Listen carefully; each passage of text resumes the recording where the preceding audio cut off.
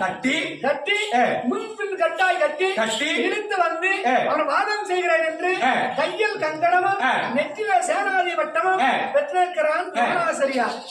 அப்படிப்பட்ட குரு ஆசிரியா உங்க குருதேவரே உங்களை கட்டி இழுத்து போகிறாரானா நான் வந்து என்ன பலன் இருக்கிறது? ஆச்சரியா இந்த அண்ணனை வளைபடி கற்பத்தால் கட்டி இழுக்கிறேன் அமிர்தச்சங்க